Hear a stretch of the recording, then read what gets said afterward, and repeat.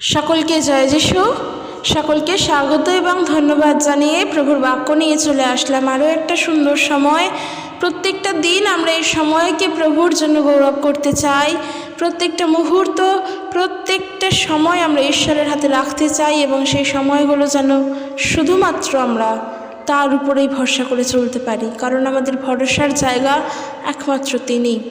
তাকে ভরসা করা ছাড়া আর কাউকে আমরা ভরসা করতে পারি না, হৃদয় থেকে পারি না, কারণ নিজেদের হৃদয় আমরা প্রভুকে স্বীকার করে নিয়েছি, আমরা প্রত্যেকে করেছি। তাই আমরা আমাদের সমস্ত ভার, সমস্ত কষ্টের, দুঃখের, যন্ত্রণার সমস্ত ভার আমরা প্রভুর ওপর রাখতে চাই, প্রভু যিশুর উপরে রাখতে চাই, কারণ তিনি আমাদের জন্য চিন্তা করেন।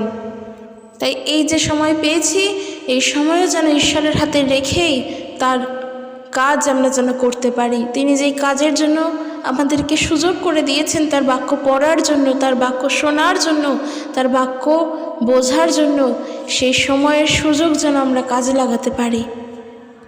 আমরা যেন প্রত্যেকটা মূল্যবান সময় আতরের সেবায় যেন ব্যয় করে না ফেলি, কারণ আমরা ঈশ্বরের সেবা কার্যের জন্যই আহত। আমরা ঈশ্বরের এই সেবা কার্য করব এবং ঈশ্বর আমাদের সঙ্গে প্রত্যেকটা মুহূর্ত রয়েছেন, তিনি আমাদেরকে দেখতে পান। তাই এই যে সময় আমরা প্রভুর বাক্য শুনি বা প্রভুর বাক্য বলি বা প্রভুর বাক্য বোঝার চেষ্টা করি, তার বাক্য যে পড়ি, এই জন্য এই সময়টুকুর জন্য বিশেষ করে আমি ঈশ্বরের কাছে কৃতজ্ঞ, নিজের হৃদয় থেকে কৃতজ্ঞতা জ্ঞাপন করি। কারণ এই সময় তিনি যদি না করে দিতেন, এই সময় পেতাম না, হয়তো এই সময় আমার সামনের দিনগুলোতে ফিরে আসবে না, অন্য কাজেও হয়তো আমি ব্যস্ত হতে পারি, কিংবা এই সময়টুকুনি হয়তো আমি পেতাম না প্রভুর বাক্য বলার জন্য বা প্রভুর বাক্য শোনার জন্য বা তার বাক্য পড়ার জন্য।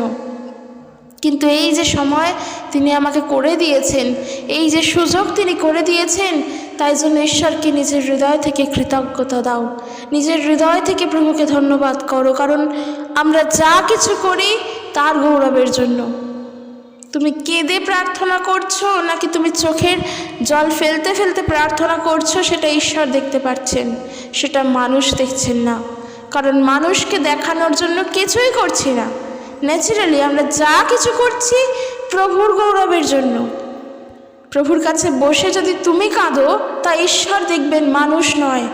কিন্তু তুমি যদি মানুষকে দেখানোর জন্য চোখের জল ফেলে প্রার্থনা করো, কখনো সেই প্রার্থনা ঈশ্বরের কাছে পর্যন্ত পৌঁছাবে না, কারণ তা মানুষ দেখছে, মানুষকে দেখানোর জন্য করছো।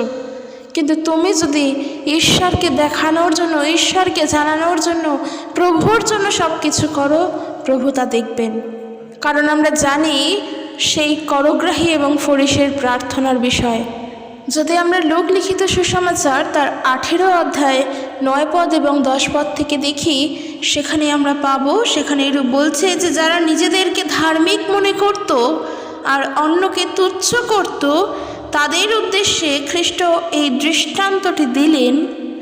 দুজন লোক মন্দিরে প্রার্থনা করার জন্য গেল, তাদের মধ্যে একজন ফরিসি আর অন্য আরেকজন কর আদায়কারী।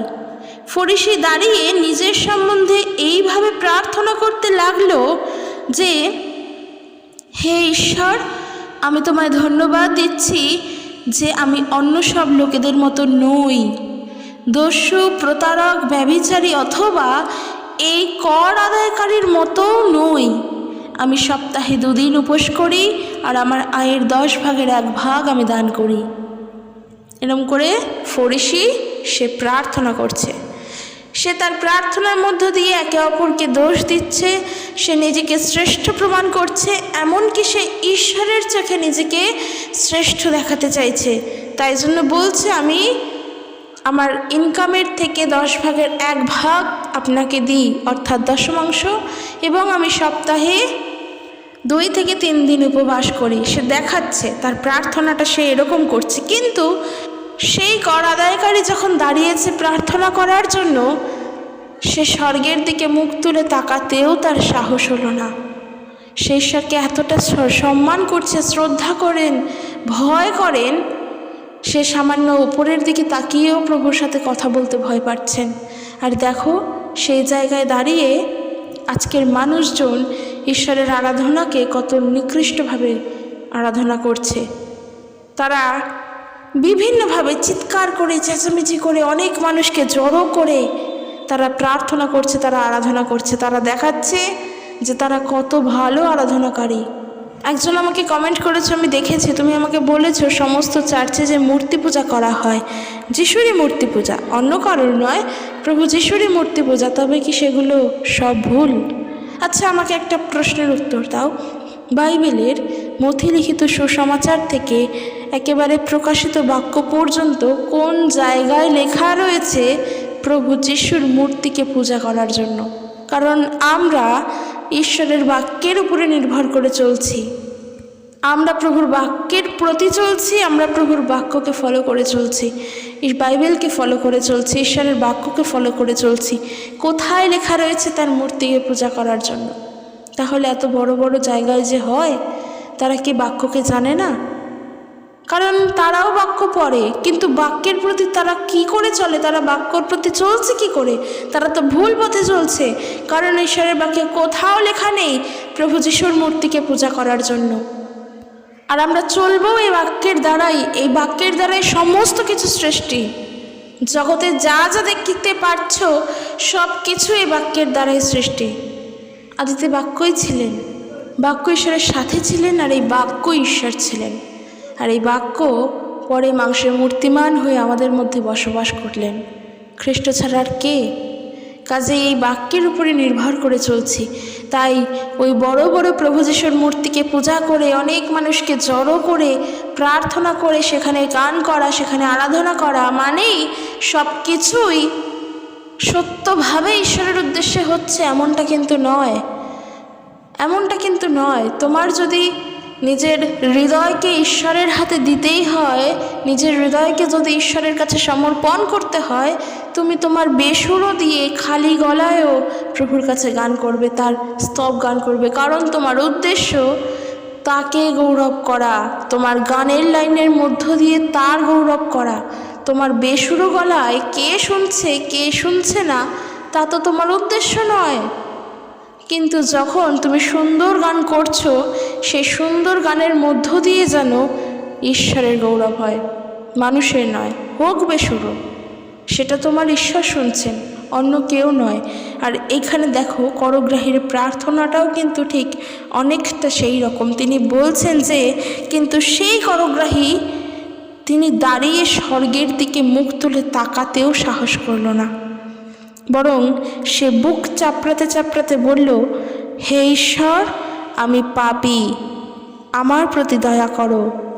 আমি তোমাদের বলছি, এই কর আদায়কারী ধার্মিক প্রতিপন্ন হয়ে বাড়ি চলে গেল, কিন্তু ওই ফরিসি নয়। খ্রিস্ট তিনি বলছেন, আমি তোমাদের বলছি, যখন যাদের উদ্দেশ্যে তিনি এই দৃষ্টান্ত দিচ্ছেন, অর্থাৎ এই প্রেক্ষাপট অনুযায়ী তিনি বলছেন, কর আদায়কারী তিনি প্রার্থনা করলেন এবং ধার্মিক প্রতিপন্ন হয়ে বাড়ি ফিরে গেলেন, কিন্তু ফরিসি নয়। কেন?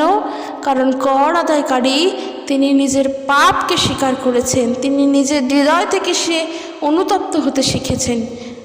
তিনি প্রভুর কাছে তিনি বলেছেন, আমি পাপী, আমার প্রতি দয়া করুন।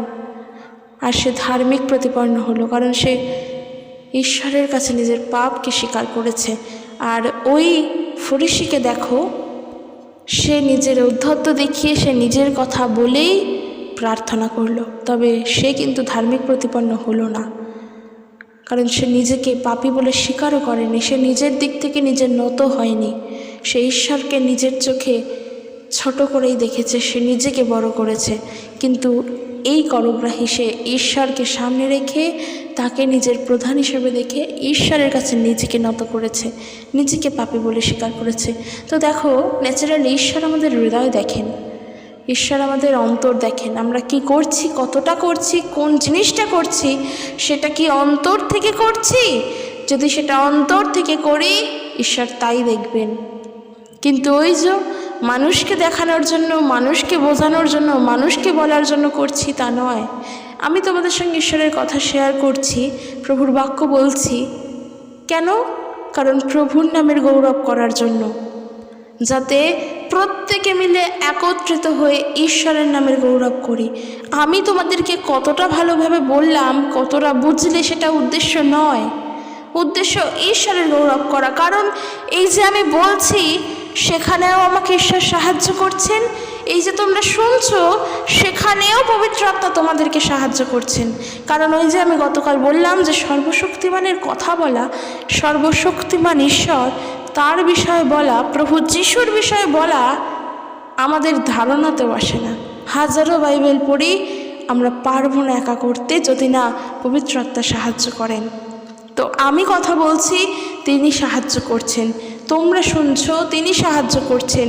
তোমরা বুঝতে পারছো, তিনি সাহায্য করছেন। তাই উদ্দেশ্য হবে একত্রিত মিলে প্রভুর গৌরব করা। কিন্তু যেখানে প্রভুর গৌরবটা শুধুমাত্র মুখ দিয়ে হয়, হৃদয় থেকে নয়, সেখানে সত্যি সত্যিভাবে ঈশ্বরের গৌরব হয় না।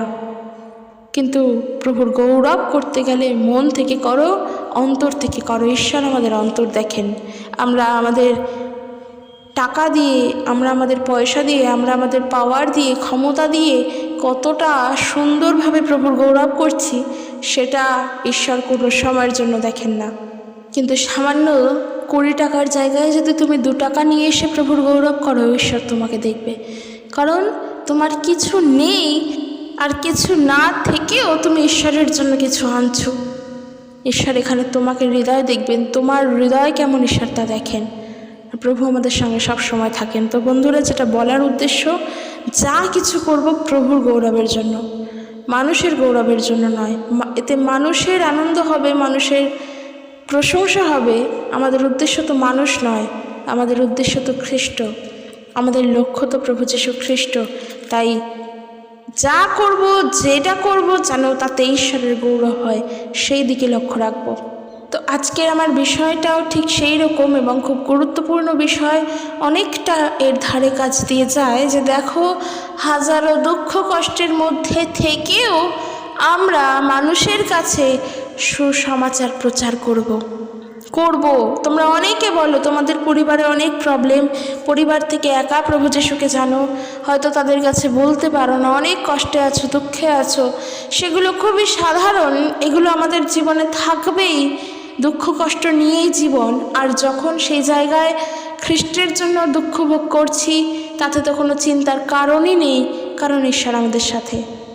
ন্যায়ের জন্য দুঃখ ভোগ করছো, অন্যায়ের জন্য নয়, সত্যের জন্য করছো, মিথ্যার জন্য নয়। তাই সেই দুঃখ ভোগ কখনো তোমার জীবনের জন্য দুঃখের নয়, বরং আনন্দের। কারণ ওই আনন্দের দ্বারা ঈশ্বরের গৌরব হয়। তাই হাজার কষ্টের মধ্যে থেকেও লোকেদের কাছে সুসমাচার বলাটা আমাদের খুব জরুরি, খুব দরকার। আর সুসমাচার বলা মানে কিন্তু নিজেকে প্রতিষ্ঠিত করা নয়, ঈশ্বরকে, ঈশ্বরের মহিমাকে প্রতিষ্ঠিত করা, ঈশ্বরের রাজ্যকে বিস্তার করা, খ্রিস্টের নামকে আরও বিশালভাবে ছড়িয়ে দেওয়া, সুসমাচার প্রচার করা। আমরা দেখব 2 তিমথিও তার 4 অধ্যায় 1 পদ থেকে। এবং তার আগে বলে দিই, আমরা সবাই জানি তো সুসমাচার কি? সবাই জানি তো?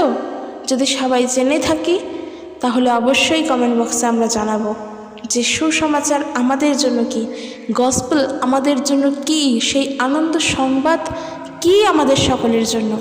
যদি আমরা জেনে থাকি, আমি আশা রাখছি আমরা সবাই জানি। কারণ প্রভু যীশু খ্রিস্টকে যখন জেনেছি, সুসমাচার জেনেই তাকে জেনেছি। এটা তো খুব সাধারণ, খুবই সোজা একটি প্রশ্ন, খুবই সোজাও একটি উত্তর। প্রত্যেকে আমরা জানাবো। আমি আশা রাখছি তোমাদের উপর, তোমরা প্রত্যেকে কমেন্ট বক্সে আমাকে উত্তর দেবে। আমরা একে অপরের কাছে জানতে পারবো যে সুসমাচার আমাদের কাছে বা আমাদের জন্য সেই মহান সুসমাচার কি। তো আশা রাখছি তোমাদের উপর, তোমরা প্রত্যেকে বলবে। তো যেটা উদ্দেশ্য, যে লোকেদের কাছে আমি যদি 2 তিমথিও তার 4 অধ্যায় 1 পদ থেকে বা 2 পদ থেকে পড়ি, সেখানে আমরা দেখতে পারবো, সেখানে আছেন 2 পদ থেকে বলছে, লোকেদের কাছে সুসমাচার প্রচার করতে হবে, প্রত্যেককে করতে হবে। হাজারো কষ্টে দুঃখে থাকলেও সুসমাচার প্রচার করতে হবে। বলছে ভালো কি মন্দ সব সময়ের জন্য তুমি সর্বদাই প্রস্তুত থাকো। হয়তো সুসমাচার প্রচার করতে গেলে তোমাকে ভালো অবস্থাতেও পড়তে হলো, মানে কোনো সমস্যা হলো না, কেউ অ্যাটাক করলো না, কোনো চিন্তা ভাবনা নেই, সেটা একটা যেমন পরিস্থিতি, ঠিক একইভাবে হয়তো সুসমাচার প্রচার করতে গিয়ে বিভিন্ন মানুষ আমাদেরকে বিভিন্নভাবে অত্যাচারিত করছে। যতক্ষণ না আমরা বাইরে বেরিয়ে সুসমাচার বলবো, ততক্ষণ এই জিনিসগুলো জানতে পারবো না, এই জিনিসগুলো বুঝতে পারবো না। আজকে আমি তোমাদেরকে বলছি, ফোনের মাধ্যমে তোমরা শুনতে পাচ্ছ, হয়তো আমার উপরে কোনো অ্যাটাক আসছে না, কিন্তু তোমরা তোমাদের পরিবার যখন অবিশ্বাসী, তাদের কাছে গিয়ে যখন সুসমাচার প্রচার করছো, তোমার পরিবার তোমার উপরে কিছু না কিছু হলেও আঙুল তুলছে, খারাপ পরিস্থিতি তৈরি হচ্ছে। এই যে যখন নিজে কাজ করছো তখন নিজে বুঝতে পারছো। কিন্তু এখানে ঈশ্বরের বাক্য বলছে, ভালো কি মন্দ সব সময়ের জন্য তোমরা প্রস্তুত থেকো। আমাদেরকে প্রস্তুত থাকতেই হবে। সুসমাচার হয়তো আজকের আমি তোমাদের সঙ্গে ফোনের মাধ্যমে শেয়ার করছি, ঈশ্বরের ইচ্ছা থাকলে তিনি যদি আমাকে ব্যবহার করতে চান, একদিন আমিও হয়তো সবার সামনে গিয়ে দাঁড়িয়েও প্রভুর সুসমাচার দিতে পারবো। তখন আমরা যেন ভালো এবং মন্দ সমস্ত পরিস্থিতির জন্য তৈরি থাকতে পারি। কারণ তার জন্য প্রার্থনা করতে হবে যে প্রভু, তোমার বাক্য যখন সবার কাছে বলবো, সেখানে খারাপ অবস্থা আসুক কিংবা মন্দ থেকে মন্দতর অবস্থা আসুক, তুমি আমাদের সাথে আছো, তোমার উপরে ভরসা করেই আমরা দাঁড়াবো। পরিস্থিতির জন্য যেন প্রস্তুত থাকতে পারি, আর তার জন্য প্রার্থনা করতে হবে। তো দেখো, এখানে একটা বিষয় বলি যে প্রার্থনা করব সবসময় নিজের রোজগার ভালো হবে, নিজের চাহিদা পূর্ণ হবে, নিজের ইচ্ছা পূর্ণ হবে, এই সমস্ত কিছুর জন্য নয়। রোগ ব্যাধি তো আমাদের শরীরে আছেই, কিন্তু প্রার্থনাটা আমাদের এইরকমও করা উচিত যেন আমরা একে অপরের কাছে প্রভুর কথা বলতে পারি সাহসের সঙ্গে, বুদ্ধিপূর্বকভাবে। ঈশ্বরের জ্ঞান আমাদের মধ্যে যেন থাকে, খ্রিস্টের প্রেম যেন আমাদের অন্তরে প্রচুরভাবে থাকে। প্রার্থনা করব এইভাবে, প্রভু তুমি তোমার জ্ঞান দাও, তোমার বুদ্ধি দাও, তোমার শিক্ষা দাও। তোমার শিক্ষা অনুযায়ী চলতে চাই, জগতের শিক্ষায় নয়। তুমি যেভাবে চালিত করবে সেভাবে চালিত হব। আমাদের প্রার্থনা এরকম থাকা উচিত। সঠিক জিনিসকে বুঝতে সাহায্য করো, সঠিক জ্ঞান তুমি আমাদের মধ্যে দাও, তুমি আমাদেরকে তৈরি করো। আমাদের প্রার্থনা এরকম থাকা উচিত। সব সময়ের জন্য নিজের সুস্থতা, নিজের ভালো এইভাবে প্রার্থনা করা উচিত নয়। তো যেটা বলছিলাম যে লোকেদের কাছে সুসমাচার প্রচার করো, ভালো কি মন্দ সমস্ত পরিস্থিতির জন্য, সমস্ত সময়ের জন্য তোমরা সর্বদাই প্রস্তুত থেকো। বলছে তাদের ভুল কাজ সম্বন্ধে বোধ জাগাও। যাদের কাছে বলতে যাচ্ছ সুসমাচার, তারা তো ভুল পথে চলছে, তাদের তো দিক ঠিক নয়, তাদের তো লক্ষ্যভ্রষ্ট, তারা তো ভুল দিকে চালিত হচ্ছে, সেই সম্পর্কে তাদের চেতনা জাগাও। তারা জানেও না প্রভু যিশুকে, তাদের কাছে আমরা সুসমাচার দেব। তারা চলছে অন্যভাবে, তারা পাপ পূর্ণ জানে না, তারা নিজেদের পাপ স্বীকার করতে হয় কিভাবে তাও জানে না, তারা জানেই না তাদের জীবনের জন্য কি কি দরকার, তারা জানে না তাদের জন্য কোনটা প্রয়োজন, কিচ্ছু জানে না, কারণ তারা নির্বোধ, তাদের বোধ নেই। একদিন আমরাও তাই ছিলাম, কিন্তু খ্রিস্টকে জানার পর সেই বোধ আমাদের হয়েছে। তাই যারা নির্বোধ অবস্থায় রয়েছে, যারা ভুল কাজ করছে, তাদের সেই সমস্ত ভুল কাজ সম্বন্ধে তোমরা বোধ জাগাও। আর আমি বলেছি এর আগে, যখন তুমি মানুষের ভুল কাজ সম্পর্কে জানিয়ে দেবে, সেই মানুষ তখন তোমার উপর সব থেকে বেশি করে চড়াও হবে, সব থেকে বেশি করে চড়াও হবে। সে চাইবে না যেন তার ভুলটা তুমি দেখিয়ে দাও। দিয়াবল চাইছে না, শয়তান দিয়াবল চায় না প্রত্যেকে যেন উদ্ধার পায় আর সেই অনন্ত নরকের দরজা থেকে রক্ষা পেয়ে ফিরে আসে। এটা দিয়াবলের ইচ্ছা নয়। তাই মানুষের ভুল সম্পর্কে যখন চালিত করতে, ভুল সম্পর্কে তারা চালিত সেই বিষয়ে জানাতে যাবে, তাদের বোধ, তাদের চেতনা জাগ্রত করতে যাবে, সব থেকে বেশি তখন হয়তো আমাদের উপরে অ্যাটাক আসতে পারে। কারণ অবিশ্বাসীরা চলছেই এই যুগের অনুসারে, এই যুগের নিয়মে, আর অবিশ্বাসীদের মনকে এই যুগের দেবতারা অন্ধ করে রেখেছে। তারা অবিশ্বাসী, তাদেরকে বিশ্বাসী করতে হবে তাদের কানে সুসমাচার দিয়ে। প্রভুর কথা তাদেরকে বলতে হবে, তাদের কাছে গিয়ে সুসমাচার প্রচার করতে হবে, যেন তারা জানতে পারে, তারা যেন সেই ভুল পথ থেকে সরে আসে। বলছে তারা ভুল পথে গেলে তাদেরকে থামতে বলো, সৎ কার্যে তাদের উৎসাহিত করো। সম্পূর্ণ ধৈর্যের সঙ্গে এবং উচিত শিক্ষার মাধ্যমে এই কাজ করো। এই যে আবারও বলছে এখানে, প্রার্থনা যখন করব এইভাবে প্রার্থনা করা উচিত যে প্রভু তোমার কথা আমি যখন মানুষের কাছে বলবো আমাকে ধৈর্য দাও এবং সত্য শিক্ষা দাও, কারণ মন রাখার জন্য যেন আমি তোমার বাক্য প্রচার করতে না বেরোই। সে কীভাবে নেবে, সে কি মনে করবে, আর তার জন্য আমি তোমার কথা বলবো না, এইটা যেন না হয়। তুমি সাহস দাও, তুমি শক্তি দাও, তুমি সেই ধৈর্য দাও, তুমি সেই সত্য শিক্ষা দাও, কারণ এই সব কিছু একমাত্র খ্রিস্ট তিনি ছাড়া আর কেউ দিতে পারেন না। তাই তার বাক্য যখন আমরা বলবো, ঈশ্বরের কথা যখন মানুষের কাছে বলবো, অবশ্যই আমাদেরকে উচিত শিক্ষা এবং ধৈর্যের সঙ্গে বলতে হবে। 3 পদে বলছে যে কারণ এমন সময় আসবে যেই সময় লোকেরা সত্য শিক্ষা গ্রহণ করতে চাইবে না, কিন্তু নিজেদের মন মতো কথা শোনার জন্য নিজের পছন্দ মতো বহু গুরুকে ধরবে। এই বাক্য থেকে ভেবেই নাও না, সেই সময় মোটামুটি চলেই এসেছে। এই জগতে কত গুরুরা রয়েছে, কত গুরুরা রয়েছে নিজের, বলছে এখানে ঈশ্বরের বাক্য, তারা সত্য শিক্ষাকে শুনতে চাইবে না, নিজের মন মতো নিজের মন পছন্দের জন্য তারা বহু গুরুকে ধরবে। সত্যি জগতের দিকে তাকিয়ে দেখো তো, খ্রিস্টকে ছাড়ো, খ্রিস্টকে সাইডে করে রেখেই তাকিয়ে দেখো জগতের দিকে, কত গুরুরা রয়েছে, কত গুরুদেবেরা রয়েছেন যারা সত্যের পথ মানুষকে দেখানোর জন্য দৌড়চ্ছে এবং সেই পথে কত মানুষ ছুটছে। কিন্তু ওদের কাছে গিয়ে সত্য শিক্ষা প্রচার করো, ওদের কাছে গিয়ে প্রভু যিশুর কথা প্রচার করো, তারা এক চান্সে বলবে প্রভু যিশু বিদেশিদের ঈশ্বর, তাকে আমরা গ্রহণ করব না। প্রভু যিশুকে কেন গ্রহণ করব? সে তো আমাদের দেশের নয়, সে তো আমাদের নয়, সে তো বিদেশিদের, কেন তাকে আমরা গ্রহণ করব? কত মানুষ এই প্রশ্নের কথা বলবে, কত মানুষ এই কথা বলবে, কারণ তারা চায় যেন তাদের মন মতো সমস্ত জিনিস হোক। ওই যে বললাম মানুষের ভুল দেখাতে গেলেই মানুষ রেগে যায়।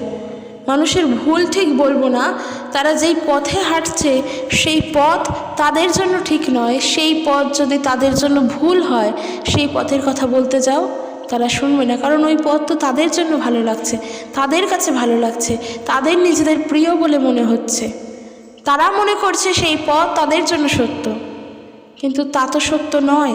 ঈশ্বরের কাছে তো তা সত্য নয়, আর ঈশ্বরের কাছে যা সত্য নয় তা জগতের কাছে যাই হোক না কেন কোনো দিনের জন্য সঠিক হতে পারে না। ঈশ্বর আমাদের সকলের সঠিকটা নির্ধারণ করেন। সত্যের পথ হলেন খ্রিস্ট, আর তা ঈশ্বর আমাদের জন্য পাঠিয়েছেন, সেই পথকে, সেই সত্যকে, কারণ ঈশ্বর জানেন খ্রিস্টকে আমাদের জন্য প্রয়োজন।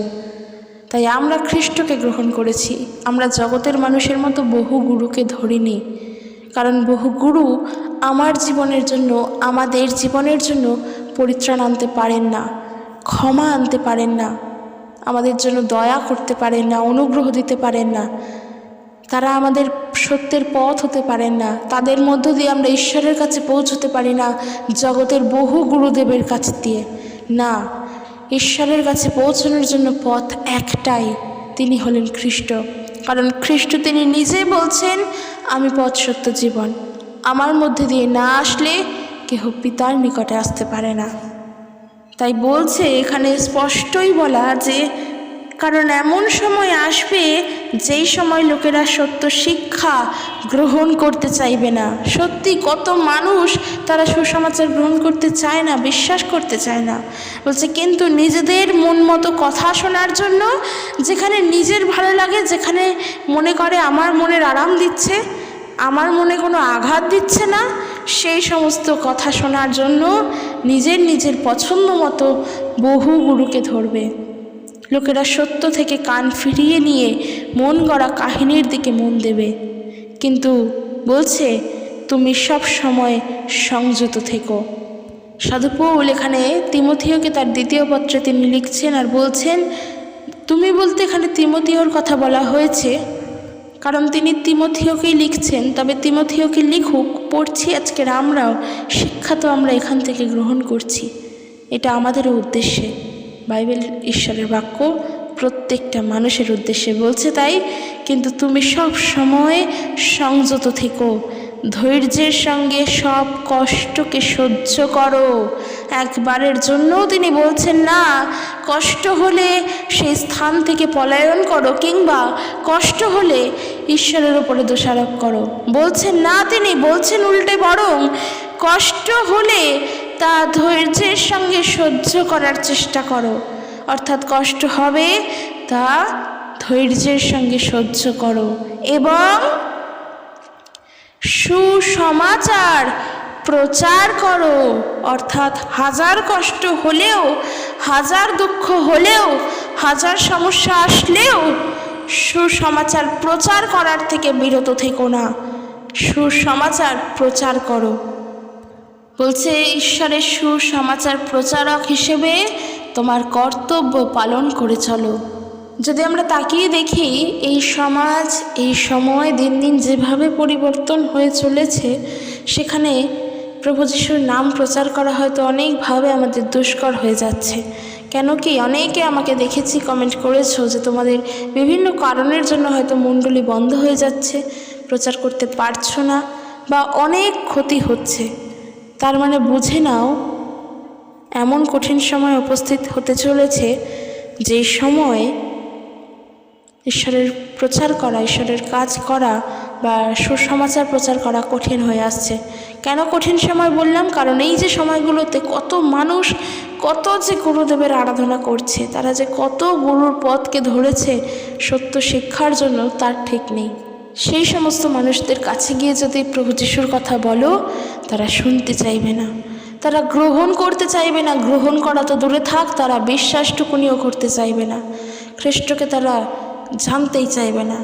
কিন্তু সত্যের শিক্ষা যদি কারোর কাছে থাকে তবে তা হলেন খ্রিস্ট। যদি বললাম, কারণ মানুষের মনে যদি এই সন্দেহও থাকে যে কোথাও কি আছে সেই সত্য, তবে সে একমাত্র খ্রিস্টের কাছেই আছে, আর কোথাও নেই। তাই হাজারো কষ্ট দুঃখের মধ্যে থেকেও, হাজারো কষ্টের মধ্যে থেকেও সুসমাচার প্রচার করা আমাদের কর্তব্য। আর আমরা যখন জানি যে সেই সুসমাচার কি, অবশ্যই আমরা বলবো আমাদের জন্য সেই সুসমাচার কি, সেই শুভ বার্তা কি, সেই শুভ সংবাদ কি। যদি আমরা জেনে থাকি অবশ্যই কমেন্ট করব। তো সেই শুভ বার্তার মধ্য দিয়েই আমরা জীবন লাভ করেছি, সেই শুভ বার্তা আমাদের কাছে এসেছিল বলেই আমরা উদ্ধার পেয়েছি, সেই শুভ বার্তা আমাদের কাছে এসেছিল বলেই আমরা পরিত্রাণ পেয়েছি, সেই শুভ বার্তা আমাদের কাছে এসেছিল বলেই আমরা নরকের হাত থেকে রক্ষা পেয়েছি, সেই অনন্ত নরকের হাত থেকে। আর তার জন্য হয়তো অনেক কষ্ট সহ্য এখনও করছি এবং আমরা করতে রাজিও আছি। ঈশ্বরের বাক্য বলছে 2 তিমথিও তার 3 অধ্যায় 12 পদ, সেখানে বলছেন যে খ্রিস্ট যিশুতে যত লোক অর্থাৎ যদি সবাই হয় তাহলে সবাই ঈশ্বরের ইচ্ছা অনুসারে চলতে চাইবে, তাদের সকলকে নির্যাতিত হতে হবেই। একবারও বলেনি যে হতে হবে, বলেছে হতে হবেই। তাই প্রভু যিশুকে গ্রহণ করার জন্য যদি কষ্ট ভোগ করতে হয় তো করো। যদি প্রভু যিশুর নাম প্রচার করার জন্য মানুষের ওপর থেকে অত্যাচারিত হতে হয় তাহলে হও। আজকের দেখো আমরা দেখতে পাই বিভিন্ন কিছুর মাধ্যম দিয়ে কত মানুষ যারা দূরে দূরে খ্রিস্টের কথা বলতে চায় তারা কত রকমভাবে অত্যাচারিত হয়, কত মানুষ তাদেরকে মারধর করে, তাদেরকে খারাপভাবে খারাপ কথা বলে, খুব বাজে বাজে ভাষায় তাদের সঙ্গে কথাও বলে, তারা অত্যাচারিত হয়। এখানে বলছে যত লোক খ্রিস্ট যিশুতে ঈশ্বরের ইচ্ছা অনুসারে চলতে চাইবে তাদেরকে কষ্ট ভোগ করতে হবেই ঈশ্বরের ইচ্ছা অনুসারে। তাই জন্য প্রার্থনা করতে হবে যেন আমরা সবার কাছে সুসমাচার দিতে পারি। অবশ্যই প্রভু ধৈর্য তুমি দাও, বুদ্ধি তুমি দাও, উচিত শিক্ষা তুমি দাও, সত্য তুমি দাও, আর আমাকে কষ্ট সহ্য করার ক্ষমতাও তুমি দাও। কারণ কষ্ট আমি তোমার জন্য সহ্য করছি, জগতের জন্য নয়। আমি সত্যের জন্য দুঃখ ভোগ করছি, মিথ্যার জন্য নয়। যদি আমরা দেখি 1 পিতর তার 3 অধ্যায় 13 পদ, সেখানে বলছে তোমরা যদি সব সময় ভালো কাজই করতে চাও তবে তোমাদের কে ক্ষতি করবে? কিন্তু যদি অন্যায় পথে চলার জন্য নির্যাতিত হও তাহলে তোমরা ধন্য। আর তোমরা ওই লোকেদের ভয় করো না বা তাদের বিষয় উদ্বিগ্ন হইও না, বরং অন্তরে খ্রিস্টকে পবিত্র প্রভু বলে মান্যতা করো। তাই কষ্ট সহ্য করার জন্য আমরা প্রভুর বাক্য প্রচার করা ছেড়ে দেব বা সুসমাচার প্রচার করা ছেড়ে দেব এমনটা নয়। আবারও বলছি, আমাদের উদ্দেশ্য খ্রিস্টের নামকে বৃদ্ধি করা, আমাদের উদ্দেশ্য প্রভুর গৌরব করা, মানুষের নয়। যদি আমরা সাধু পৌলের জীবনেই দেখি, সত্যি আমরা দেখতে পারবো। আর 2 তিমথিওতে তিনি তার 3 অধ্যায় 10 পদে অত্যন্ত ছোট করেই এইটা বুঝিয়েও দিয়েছেন যে দেখো, তিনি বলছেন তিমথিওকে, কিন্তু তুমি আমার সব কথাই জানো। তিমথিওকে সাধু পৌল তিনি বলছেন যে তুমি তিমথিও আমার সব কথাই তো জানো, যা আমি শেখাই, যেভাবে আমি চলি, সবই তুমি জানো। আমার জীবনের কি লক্ষ্য তাও তুমি জানো। তুমি আমার বিশ্বাস, ধৈর্য, ভালোবাসা ও সহিষ্ণুতার কথা জানো। আমার জীবনের নির্যাতন ও কষ্টভোগের কথাও তুমি জানো। সাধু পৌল তিনি বলছেন যখন আমি আন্তিওখিয়া, ইকোনিও ও লুস্ট্রায় গিয়েছিলাম, সেই সমস্ত জায়গায় আমার কি অবস্থা হয়েছিল, কত কষ্টের মধ্যে আমাকে পড়তে হয়েছিল, তা তুমি জানো। সত্যি আমরা যদি দেখি, খ্রিস্টের নাম সে প্রচার করছিলেন বলে তাকে কত মানুষ পাগল বলে আখ্যা দিয়েছিল। সে নাকি পাগল। তাকে মারার চেষ্টা করা হয়েছিল, তাকে বেত্রাঘাত করারও চেষ্টা করা হয়েছিল, তাকে জেলবন্দিও করা হয়েছিল, তাকে কারাগারেও পর্যন্ত দেওয়া হয়েছিল সাধু পৌলকে। এই সেই সাধু পৌল, একসময় যিনি খ্রিস্ট বিশ্বাসীদের ওপরে অত্যাচার করতেন, সেই সাধু পৌল খ্রিস্টের জন্য নিজে অত্যাচারিত হয়েছেন। তার জন্য কি সে কষ্ট পেয়েছে? না। তিনি বলছেন তুমি জানো আমাকে কত কষ্টের মধ্যে পড়তে হয়েছিল, কিন্তু সেই সমস্ত দুঃখ কষ্ট থেকে প্রভু আমাকে উদ্ধার করেছেন। অর্থাৎ তার ভরসার জায়গা, তার ধৈর্য, তার ভালোবাসা, তার বিশ্বাস, তার প্রেম, তার সহিষ্ণুতা সব কিছু প্রভুর উপরে ছিল।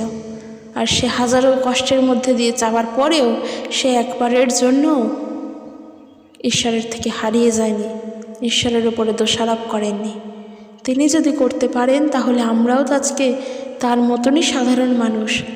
কেন আমরা খ্রিস্টের জন্য দুঃখ ভোগ করব না? মানুষ যখন আমাকে দুটো কথা শোনাচ্ছে, আমি প্রভু যিশুর সুসমাচার প্রচার করছি বলে, শুনতে চাই এবং শোনো, কারণ তুমি খ্রিস্টের জন্য লড়াই করছো, কোনো রাজনৈতিক দলের জন্য নয়, কোনো মানুষের জন্য নয়, কোনো সাধারণ কোনো জিনিসের জন্য নয়, প্রভু যীশু খ্রিস্টের জন্য লড়াই করছো। আর এই লড়াই আমাদেরকে উদ্ধার পেতেই সাহায্য করে, কারণ খ্রিস্ট আমাদেরকে উদ্ধারই করেছিলেন। তিনিও দুঃখে কষ্টের মধ্য দিয়েই গিয়েছিলেন, মাথায় রাখা দরকার। তাই যতই দুঃখ কষ্ট আসুক জীবনে, সুসমাচার আমরা প্রচার করা বন্ধ করব না। লোকেদের কাছে 1000 বার প্রভু যীশুর সুসমাচার বলবো, সেই আনন্দ সংবাদ। কারণ ওই আনন্দ সংবাদ শুনে তাদেরও হৃদয়ে যদি ঈশ্বর পরিবর্তন করেন, তারাও প্রভুতে আসতে পারবে, তারাও নরকের হাত থেকে রক্ষা পেতে পারবে, তারাও নরকের হাত থেকে রক্ষা পাবে, ঈশ্বর যদি তাদের উপর ইচ্ছা করেন। তাই আমরা কি করে জানবো কোন মানুষ প্রভুর জন্য বা ঈশ্বর কাকে মনোনীত করে রেখেছেন, তা তো আমরা জানি না। কিন্তু সেই কাজের দায়ভার আমরা পেয়েছি, ঈশ্বর আমাদেরকে দিয়েছেন। কি না, প্রভু যিশুর নাম বা সুসমাচার সবার কাছে প্রচার করা। আজকের দেখা গেল তোমার পাশের বাড়ির মানুষ যিনি আজকের খ্রিস্টের নামে নিন্দা করছে, সে হয়তো একদিন সুসমাচার শুনে বিশ্বাস করে প্রভুতে মন পরিবর্তন করে ফিরে আসলো এবং সে পরিত্রাণ পেল। তাহলে তার জন্য সুসমাচার কতটা দরকার ছিল, তার জানাটা কতটা প্রয়োজন ছিল। তার জন্য তোমার হয়তো অত্যাচারও সহ্য করতে হয়েছে তাকে জানানোর জন্য, কিন্তু ঈশ্বর তার হৃদয় পরিবর্তন করেছেন, সে প্রভুতে ফিরে এসেছেন। তাহলে তার তো দরকার ছিল সেই পথকে জানার। তো আজকের আমরা যদি না জানি, আমরাই তো ভুল করছি। শুধু আমরা নিজেরা জেনে থাকলে হবে না, সবাইকে বলবো। তবে আজকের এই জন্য আমি প্রভুর বাক্যও তোমাদের সঙ্গে শেয়ার করি, যারা আমরা ফোনের মাধ্যমে অনেক কিছু কাজ করি, অথচ এই কাজটা করি না, প্রভু যিশুর নামকে শুনি না, এমনও মানুষ যদি থেকে থাকি, তাহলে আমি বিশ্বাস করি তোমরাও হয়তো অনেকে এই ফোনের মাধ্যমেও প্রভুর কথা শুনছো। ঈশ্বর হয়তো এই মাধ্যমটাও কাজে লাগাতে চান, ঈশ্বর হয়তো এই মাধ্যমটাকেও কাজে লাগানোর জন্য মনোনীত করেছেন। তাই জন্য এইভাবে করতে পারছি, কারণ তার ইচ্ছা ছাড়া কোনো কাজ করা সম্ভব নয়। তার কথা বলার স্পর্ধা আমার নেই, সেটা ফোনের মাধ্যমে বলো আর সামনে বসে বলো। তিনি সেই সাহস না দিলেন পারতাম না, কারণ হ্যাবক কিছু আমি জানি না, শুধুমাত্র প্রভু যিশুকে জেনেছি, তার কাছে প্রার্থনা করতে শিখেছি। তার কাছে প্রার্থনা করি যেন সত্য শিক্ষা একে অপরের কাছে দিতে পারি, আর সবথেকে বড় কথা, সত্যটা যেন নিজে জানতে পারি। খ্রিস্টই তো, তিনিই তো সেই সত্য যা ঈশ্বর আমাদের কাছে প্রকাশ করেছেন। আর কাউকে জানার প্রয়োজন নেই, খ্রিস্টই আমাদের জন্য যথেষ্ট।